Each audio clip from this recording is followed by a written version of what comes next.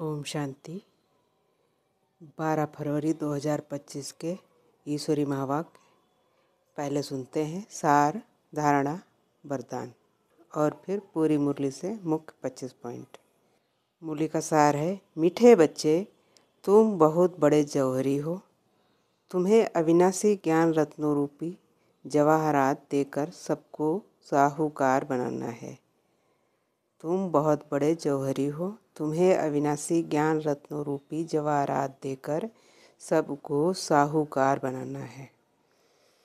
प्रश्न है, अपने जीवन को हीरे जैसा बनाने के लिए किस बात की बहुत बहुत संभाल चाहिए? उत्तर है संग की। बच्चों को संग उनका करना चाहिए जो अच्छा बरसते हैं। जो बरसते नहीं उनका संग रखने से फ़ायदा ही क्या। संग का दोष बहुत लगता है। कोई किसके संग में हीरे जैसा बन जाते हैं, कोई फिर किसके संग में ठिक्कर बन जाते हैं। जो ज्ञानवान होंगे वह आप समान जरूर बनाएंगे, संग से अपनी संभाल रखेंगे। धारणा के लिए मुख्य सार है। पहली पॉइंट, बाप जो पढ़ाते हैं उसका रिटर्न गुलगुल फूल बनकर दिखाना है। मेहनत करनी है। कभी भी ईश्वरीय कुल का नाम बदनाम नहीं करना है। जो ज्ञानवान और योगी हैं उनका ही संग करना है। दूसरी पॉइंट है, मैंपन का त्याग कर निरहंकारी बन रूहानी सेवा करनी है। इसे अपना फर्ज समझना है, अहंकार में नहीं आना है। वरदान है, व्यर्थ को भी शुभ भाव और श्रेष्ठ भावना द्वारा परिवर्तन करने वाले सच्चे मर्जीवा भव। व्यर्थ को भी शुभ भाव और श्रेष्ठ भावना द्वारा परिवर्तन करने वाले सच्चे मर्जीवा भव। स्पष्टीकरण है, बाप दादा की श्रीमत है, बच्चे व्यर्थ बातें न सुनो, न सुनाओ और न सोचो। सदा शुभ भावना से सोचो, शुभ बोल बोलो। व्यर्थ को भी शुभ भाव से सुनो। शुभ चिंतक बन बोल के भाव को परिवर्तन कर दो। सदा भाव और भावना श्रेष्ठ रखो। स्वयं को परिवर्तन करो, न कि अन्य के परिवर्तन का सोचो। स्वयं का परिवर्तन ही अन्य का परिवर्तन है। इसमें पहले मैं, इस मर्जीवा बनने में ही मजा है। इसी को ही महाबली कहा जाता है। इसमें खुशी से मरो, यह मरना ही जीना है। यही सच्चा जीयदान है। स्लोगन है, संकल्पों की एकाग्रता श्रेष्ठ परिवर्तन में फास्ट गति ले आती है। संकल्पों की एकाग्रता श्रेष्ठ परिवर्तन में फास्ट गति ले आती है। और अब सुनेंगे मुरली से 25 पॉइंट। पहली पॉइंट है, बाबा कहे तुम बहुत बड़े जौहरी हो। तुम्हें अविनाशी ज्ञान रत्नों रूपी जवाहरात देकर सबको साहूकार बनाना है।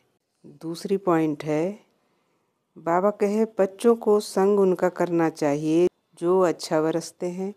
जो बरसते नहीं उनका संग रखने से फ़ायदा ही क्या। संग का दोष बहुत लगता है। कोई किसके संग से हीरे जैसा बन जाते हैं, कोई फिर किसके संग से ठिक्कर बन जाते हैं। तीसरी पॉइंट है, बाबा कहे रूहानी बच्चों को सारी सृष्टि सारा ड्रामा अच्छी रीति बुद्धि में याद है, कंट्रास्ट भी बुद्धि में है। यह सारा बुद्धि में पक्का रहना चाहिए कि सतयुग में सब श्रेष्ठाचारी निर्विकारी पावन साल्वेंट थे।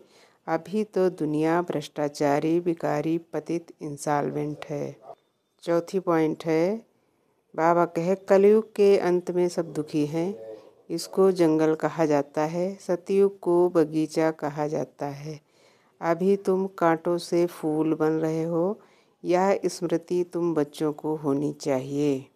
पांचवी पॉइंट है, शिव बाबा को अमरनाथ भी कहते हैं। वह हमको अमर कहानी सुना रहे हैं।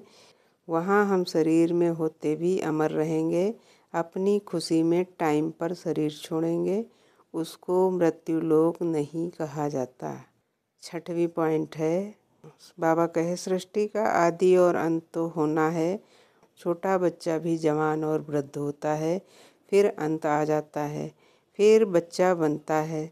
सृष्टि भी नई बनती, फिर क्वार्टर पुरानी, आधी पुरानी, फिर सारी पुरानी होती है। 7वीं पॉइंट है, बाबा कहे सिवाय तुम ब्राह्मणों के और कोई को रूहानी नॉलेज मिल न सके। ब्राह्मण वर्ण में आए तब सुने, सिर्फ ब्राह्मण ही जाने। ब्राह्मणों में भी नंबरवार हैं, कोई यथार्थ रीति सुना सकते हैं, कोई नहीं सुना सकते, तो उन्हों को कुछ मिलता नहीं। 8वीं पॉइंट है, बाबा कहे तुम सब जौहरी हो, यह अविनाशी ज्ञान रत्नों के जवाहरात हैं। जिसके पास अच्छे रत्न होंगे वह साहूकार बनेंगे, औरों को भी बनाएंगे। ऐसे तो नहीं, सब अच्छे जौहरी होंगे। जिनके पास अच्छे रत्न होंगे वह साहूकार बनेंगे, औरों को भी बनाएंगे। 9वीं पॉइंट है, बाबा को भी कहा जाता है सौदागर रत्नागर। रत्नों का सौदा करते हैं, फिर जादूगर भी है, क्योंकि उनके पास भी दिव्य दृष्टि की चाबी है। 10वीं पॉइंट है, बाबा कहे मनुष्य समझते हैं या तो बड़े सेंसफुल हैं। बोलो हमारे पास कोई शास्त्रों आदि की नॉलेज नहीं है।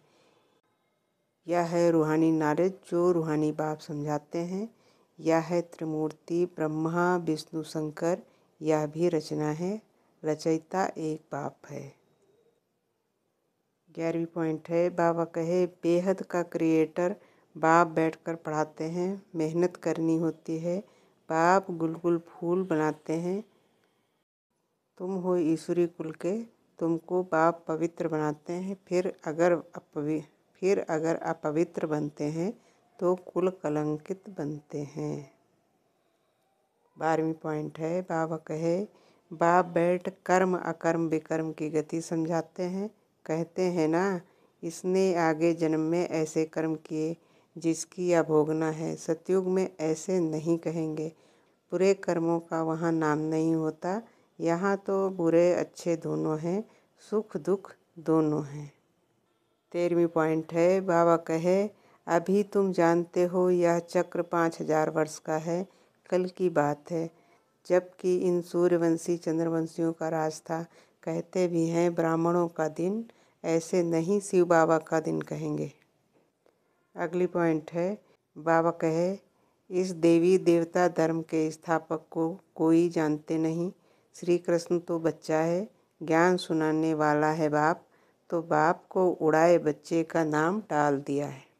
15वीं पॉइंट है, बाप कहते हैं लीला कोई श्री कृष्ण की नहीं है, गाते भी हैं हे प्रभु तेरी लीला अपरम अपार है। लीला एक की ही होती है। शिव बाबा की महिमा बड़ी न्यारी है। वह तो है सदा पावन रहने वाला, परंतु वह पावन शरीर में तो आ न सके। उनको बुलाते ही हैं पतित दुनिया में आकर पावन बनाओ। 16वीं पॉइंट है, बाबा कहे मुख्य बात अल्प को याद करो, बाकी यह सारी है रेजगारी। वह सब तो धारण कर न सके, जो धारण करते हैं उन्हों को समझाता हूँ, बाकी तो कह देता हूँ मन मना भव। 17वीं पॉइंट है, बाबा कहे तुम भी बादल हो, कोई तो बिल्कुल बरसते ही नहीं, ज्ञान को खींचने की ताकत नहीं है।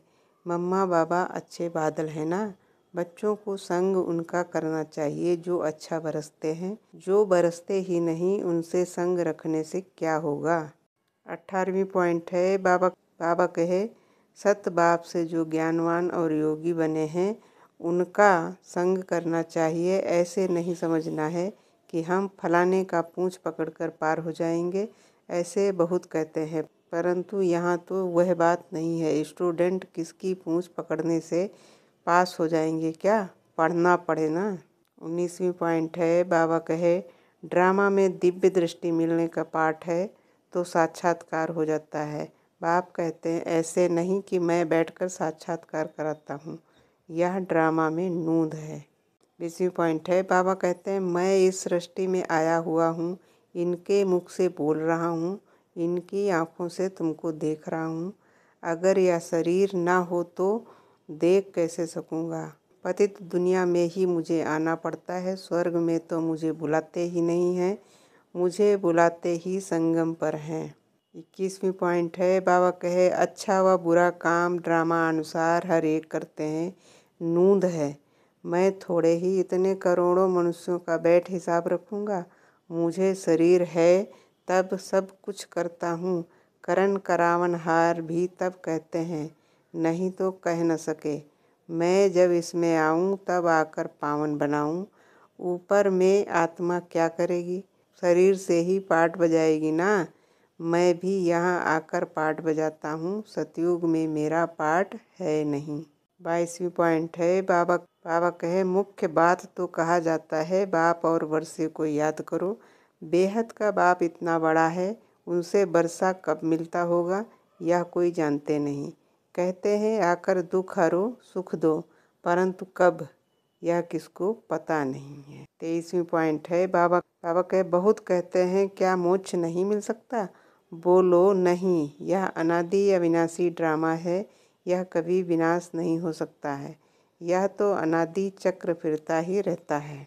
24वीं पॉइंट है, बाबा कहे हमेशा समझो शिव बाबा सुनाते हैं, क्योंकि वह कभी हॉलीडे नहीं लेते, कभी बीमार नहीं होते। याद शिव बाबा की ही रहनी चाहिए। इनको कहा जाता है निरहंकारी। मैं यह करता हूँ, मैं यह करता हूँ, यह अहंकार नहीं आना चाहिए। 25वीं और लास्ट पॉइंट है, बाबा कहे बच्चों को सर्विस करने में अहंकार नहीं आना चाहिए। अहंकार आया और गिरा। सर्विस करते रहो, यह है रूहानी सेवा, बाकी सब है जिस्मानी। ओम शांति।